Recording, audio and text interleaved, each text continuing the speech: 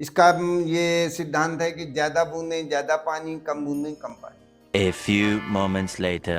Hello दोस्तों, मैं हूं आपका विजय और आप सभी के बीच में लेके आ गया हूं एक फिर से रहस्यमय मंदिर का जानकारी। और यह है कानपुर का प्रसिद्ध नवस्ता चौराहा और यहां से मुझे सीधे जाना है।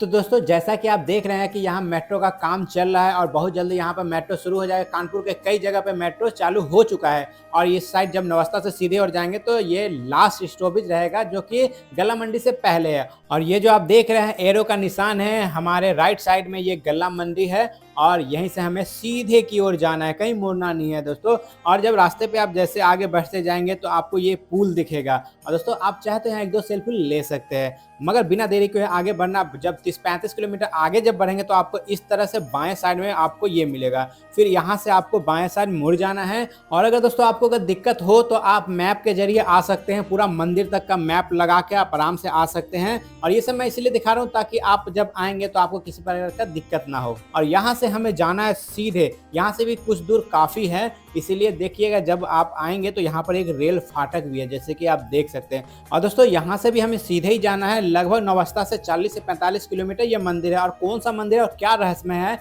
इसके लिए आप सभी को शुरू से अंत तक वीडियो देखना होगा। और वीडियो पसंद आए तो लाइक कमेंट चैनल को सब्सक्राइब करना ना भूलिएगा। दोस्तों थोड़ा सा मैं अपना शक्ल इसीलिए दिखा रहा हूँ क्योंकि बहुत लोगों को लगता है कि पीछे बैठा के किसी को ले तो नहीं जाता है, पर ऐसा नहीं है दोस्तों। मैं अब कहीं भी जाता हूँ तो अकेले ही वीडियो बनाने के लिए जाता हूँ। अब जीवन में किसी की जरूरत नहीं है, बिंदास जीना है, अकेले जीना है, बिना किसी का परवाह और फिक्र किए हुए अपने लिए जीना है। क्योंकि दोस्तों ये कलयुग चल रहा है और यहाँ पर आपको पग पग पर छलने वाले मिलेंगे, तो इसीलिए सतर्क रहिए और ध्यान से अपना जीवन अच्छे तरीके से जिए। और दोस्तों फिर इस प्रकार से आपको रास्ता आएंगे, यहाँ से हमें दाहिने मुड़ना और जैसे कि आप देख रहे हैं जगन्नाथ मंदिर एवं प्राचीन मूर्तियां, और यहाँ से भी हमें सीधे जाना है। और दोस्तों बिना देरी के फिर यात्रा को शुरू करते हैं और ये देख रहे हैं इसी रास्ते से हमें जाना है। तो दोस्तों हम फाइनली पहुंच गए मंदिर के पास और यहाँ से हमें फिर बाएं ओर मुड़ना है, जैसा कि आप बोर्ड भी देख सकते हैं। और ये बहुत ही प्राचीन मंदिर है और यहाँ का क्या इतिहास है इस सभी का मैं जानकारी पूरी बारीकी से दूंगा। और दोस्तों आप ये जो देख रहे हैं यही वो मंदिर है। और दोस्तों यहाँ का जो जानकारी है बहुत ही प्राचीन है और बहुत ही रहस्यमय है, तो इसी के लिए मैं यहाँ के जो पुजारी है उनके जुबान से ही आप सभी के बीच में यहाँ का जानकारी रखूंगा। तो दोस्तों यहाँ से फिर हमें दाहिने ओर मुड़ना है और जैसे हम मुड़ेंगे हम प्रवेश कर जाएंगे मंदिर के आंगन में। तो दोस्तों ये मंदिर का आंगन है और जब मैं आया था उस समय गर्मी का मौसम था, इसलिए आपको ऐसा वातावरण लग रहा है। और दोस्तों यहाँ देख सकते हैं बोर्ड भी लगा हुआ है, संरक्षित स्मारक जगन्नाथ मंदिर एवं प्राचीन मूर्तियां। तो चलिए दोस्तों वीडियो को शुरू करते हैं और आपको सबसे पहले दिखाते हैं यहाँ एक इंडा है, कई जगह इसे कुआं भी कहा जाता है और इसे ढक दिया गया है कि किसी प्रकार का कोई घटना ना हो। और दोस्तों यहाँ पर गर्मी के समय यहाँ के जो निवासी होते हैं यहाँ पर विश्राम करते हैं क्योंकि यहाँ ठंडा ठंडा हवा चलते रहता है। और फिर चलिए दोस्तों अब इसी रास्ते से हमें मंदिर की ओर प्रवेश करना और आप दर्शन कर सकते हैं और यही वो मंदिर है। तो दोस्तों इस मंदिर का ये रहस्य है, जब कानपुर में वर्षा होने वाला रहता है, इस वर्ष कितना अधिक वर्षा होगा या फिर कम होगा, इसी रहस्य को मैं जानने के लिए मैं 45 किलोमीटर आया हूँ। तो चलिए दोस्तों आप सभी जो ये मंदिर देख रहे हैं, इस मंदिर की जो विशेषताएं हैं इनके बारे में बहुत रहस्यमय जो कहानी है, उन सभी कहानियों को मैं यहाँ जो पुजारी है इस मंदिर के उनके जुबान से ही आप सभी के बीच में रखता हूँ। तो चलिए फिर चलते हैं मंदिर की ओर। पंडित जी अब ये देखेंगे, ये आपको जो छत में लगा हुआ स्क्वायर में पत्थर है, वर्गाकार प्लेन, इसमें कोई डिजाइन नहीं है, यही मानसून पत्थर है। जैसे समुद्र में मानसून बनता है यही पत्थर पसीज के टपकने लगता है और ये तब तक टपकता है जब तक मानसून हमारे उत्तर प्रदेश में नहीं आता। जैसे मानसून उत्तर प्रदेश में आएगा ये सूख जाएगा। दूसरी खासियत इसकी ये है कि जिस प्रकार की बरसात होनी होगी उसी प्रकार से बूंद आएगी। और इसका ये सिद्धांत है कि ज़्यादा बूंदें ज़्यादा पानी, कम बूंदें कम पानी। दूसरी बात, इतना प्राचीनतम मंदिर जीवंत हालत में हमारे भारतवर्ष में कोई दूसरा मंदिर नहीं। इसका प्रमाण क्या है कि इतना प्राचीनतम मंदिर जीवंत हालत में हमारे भारतवर्ष में कोई दूसरा मंदिर नहीं। ये देखेंगे, ये चित्र आप देख रहे हैं, ये जो चित्र आप देख रहे हैं, चित्र को बड़ा सजा के मंदिर नुमा बना के उसके अंदर रखा गया। आप लोगों ने इतिहास में पढ़ा होगा सिंधु घाटी सभ्यता, कि सिंधु घाटी सभ्यता काल के लोग प्रत्येक चिन्हों की पूजा करते थे। वहीं लिखा है कि सिंधु घाटी सुंदर और दुर्लभ है। इधर ये सर्प हैं, ये सर्प हैं, ये पशु हैं, ये पशुपतिनाथ हैं, ये इनकी सींग है, इधर का सींग खिल गया, टूट गया। पशुपतिनाथ की मूर्ति आपको भारतवर्ष के किसी भी मंदिर में देखने को नहीं मिलेगी। इतिहास में जब आप हड़प्पा सभ्यता पढ़ेंगे तो सेम टू सेम यही फोटो मिलेगी। हड़प्पा और सिंधु घाटी सभ्यता काल का कोई भी स्थान आपको जीवन ऐसा बना हुआ नहीं मिलेगा, क्योंकि जितने भी स्थान मिले हैं खुदाई से खंडहर, चाहे वो लोथल हो, रोपड़ हो, कालीबंगा, हड़प्पा, मोहनजोदड़ो और बहुत से सब खंडहर। इसलिए इस मूर्ति के माध्यम से कहा जाता है कि इतना प्राचीनतम मंदिर जीवंत हालत में हमारे भारतवर्ष में कोई दूसरा मंदिर नहीं। दूसरा अगला प्रमाण आप देखेंगे, ये 12 खम्भे हैं आसपास। जब आप राजा शिवी का इतिहास पढ़ेंगे, कबूतर वाले, एक तरफ तराजू में कबूतर, दूसरी तरफ अपना मांस काट के रखते गए। इतिहासकारों का मानना है कि जो 12 खम्भों की मंदिर है, 12 दुआरी है, ये राजा शिव की जाने बनती थी। ये सब पहले ओपन होता था, लेकिन जैसे जैसे राजा आते गए एक दीवार खड़ी कर दी गई और खम्भों के बीच की दूरी को कवर कर दिया गया। अब हम ध्यान देते हैं कि राजा शिवी कौन हुए। राजा शिवी चंद्रवंश में दुष्यंत और शकुंतला से बहुत पहले, दुष्यंत और शकुंतला के बहुत बाद महाभारत हुई। महाभारत के बाद उड़ीसा की जगन्नाथपुरी बनी। तो ये 12 खंबे प्रमाणित करते हैं कि ये उड़ीसा की जगन्नाथपुरी से प्राचीन है, अर्थात महाभारत से बहुत पहले का है।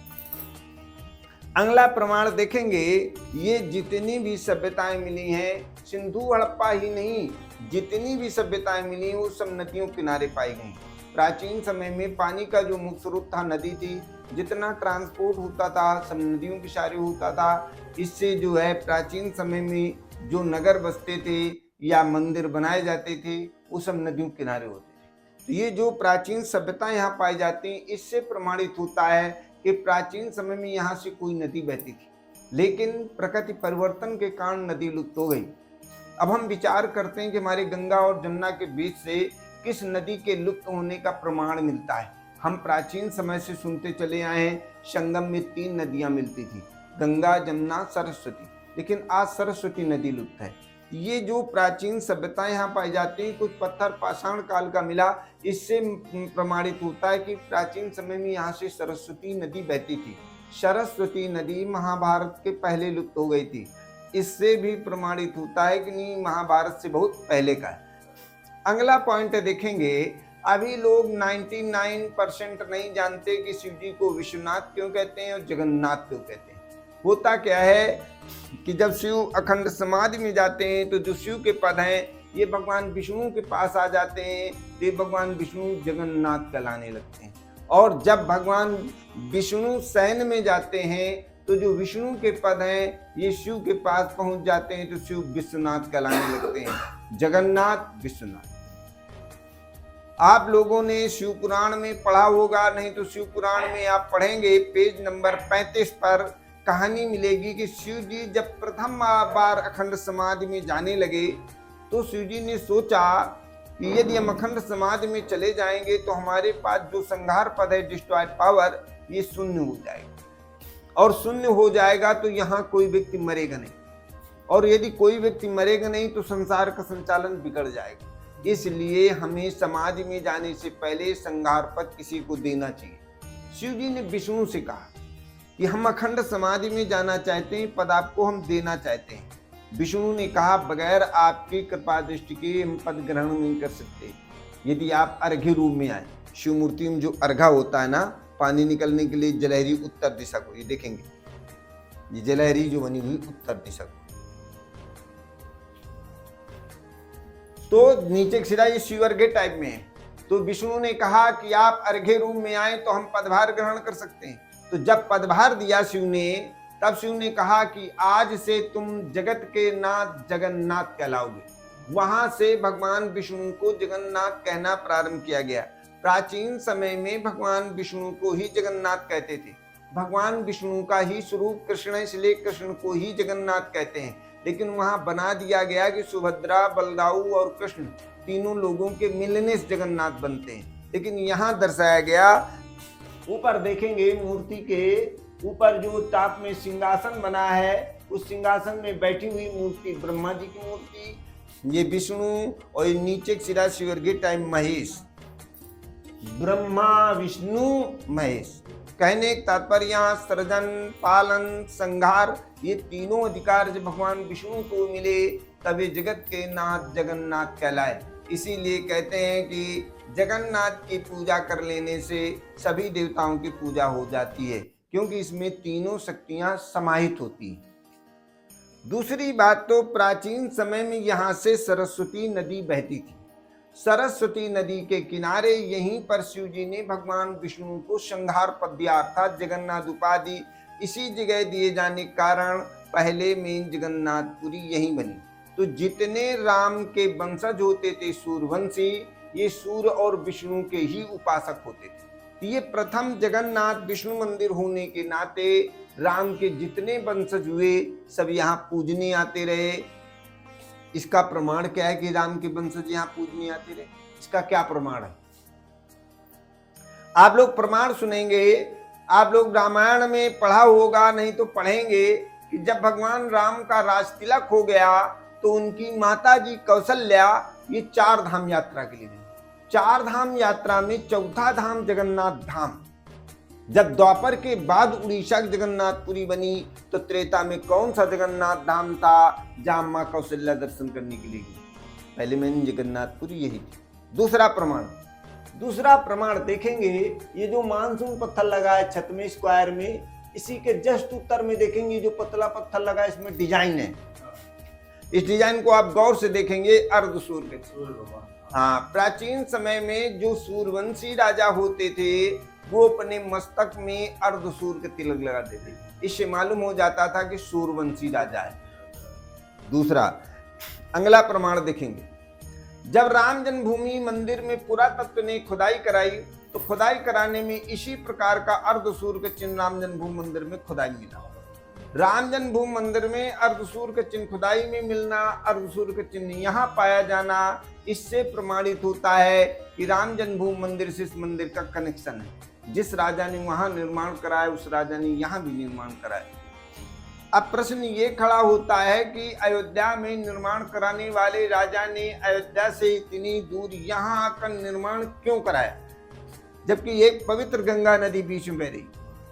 दूसरी बात, इतिहासकारों का मानना है कि ये जो कलाकृतियां हैं ये गुप्त काल से मेल खाती हैं। गुप्त काल में इसको सूर्य की मुंह की आकृति मानते थे और इसको कलश मानते थे। यहाँ मुख से निकलती बेलपत्ती दिखाई गई। कलाकार ने कला के माध्यम से दर्शाने की कोशिश की कि सूर्य ही जीवन का आधार है, यदि सूर्य न हो तो जीवन संभव नहीं है। इधर देखिए, ये जो आकृति चंद्रगुप्त मौर्य के समय जो सिक्के मिलते हैं उसमें आकृति मिलती है। इसके में यहाँ मौर्य वंश में भी काम हुआ। जैसे ही आप लोगों ने मंदिर में प्रवेश किया, जो प्रथम खंड है वहाँ एक कोठरी दक्षिण साइड में, एक कोठरी उत्तर साइड पे। जो दक्षिण साइड पे कोठरी है उसमें सूर्य मूर्ति है, दक्षिण साइड की कोठरी में सूर्य मूर्ति है। इतिहासकारों का मानना है ये जो सूर्य की मूर्तियां हैं ये ईसा मसीह के जन्म से 2 सदी पूर्व बनती थी। उसके बाद सूर्य की मूर्तियों का बनना ही बंद हो गया, शैव धर्म आया है। उत्तर साइड की कोठरी में भगवान विष्णु की लेटी हुई मूर्ति है। इतिहासकारों का मानना है ये जो विष्णु की लेटी हुई मूर्तियां हैं ये कुषाण काल में बनती थी। कुषाण काल का प्रमुख राजा कनिष्क 2री सदी। अब एक प्रश्न यहाँ फिर खड़ा होता है।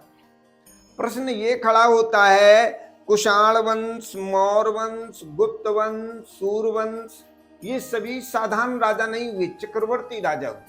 और इन चक्रवर्ती राजाओं को कहीं जगह नहीं मिली, यहीं पे आकर निर्माण क्यों करें? इसके मतलब ये प्रमाणित होता है कि प्राचीन समय में साधारण स्थान नहीं रहा है, ये विशेष स्थान रहा है। पहले मेन जगन्नाथपुरी यही रही है, इसीलिए यहाँ जो भी राजा आता गया वो अपनी अपनी कला का प्रदर्शन करता गया, कंटिन्यू काम जारी रहा। इसीलिए इतना प्राचीनतम स्थान ये जीवंत बना रहा। नहीं ये भी खंडहर हो गया होता और हड़प्पा और सिंधु जैसे खुदाई से निकलते हैं, ये भी खुदाई से निकलते हैं। तो दोस्तों संपूर्ण जानकारी के साथ यह वीडियो यहीं समाप्त होता है। फिर आप सभी से मुलाकात होगा किसी नेक्स्ट वीडियो में। तब तक के लिए बाय, जय हिंद, जय श्री राम, राधे राधे।